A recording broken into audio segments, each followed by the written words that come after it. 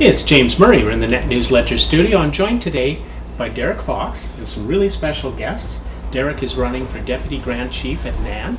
Darryl, welcome to the studio. Tell us about your special guests. These are my sons, Kairn Fox-Wapoike. He's 9 years old. He's from Shoal 39.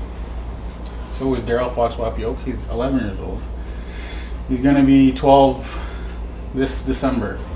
So grades was it grade 6 and grade 4? Yes. And all excited that school's almost starting. No, I didn't think so. We're in the tail part of the campaign, the home stretch. How do you feel? I feel good. I worked very hard the past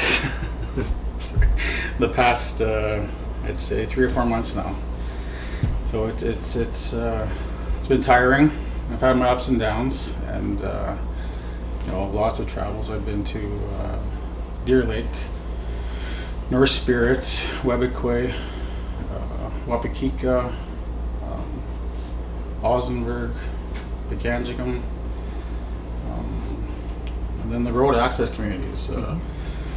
Basically every road access community I've been to, including the Timmins area. So my sons have been very patient with me because I've been gone a lot.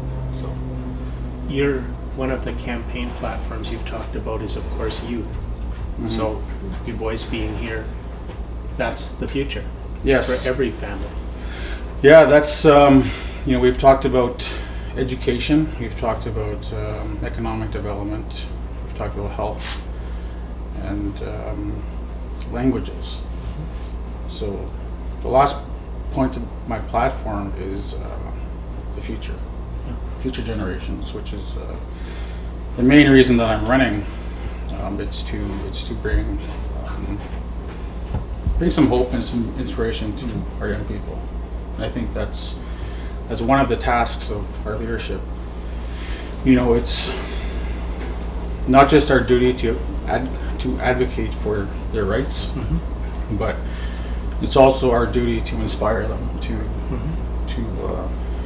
become educated, to become strong role models. Some of them young parents, and some need them to be good parents. So, when I talk about the future, I look at our kids, our grandkids, and what I always ask leadership is, how many of your kids speak the language? That's very important to me. And why I ask that question is that those are our future leaders, our future Grand Chiefs and Deputy Grand Chiefs and so on. So it's extremely important that they can speak their languages, that they can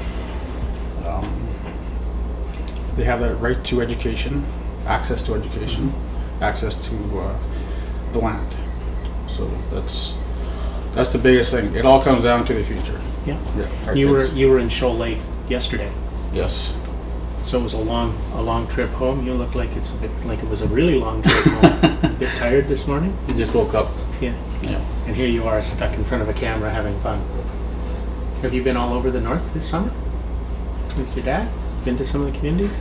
Well, he came with me to Pekanjigam. And what did the chief tell you? What did he tell you about the language? Yeah, it's inside you, but it's asleep, and then you have to wake it up. Inside here, right? Yeah. So I took him to Pekanjigam, and he talked about the languages, and Chief Patty Peters told him that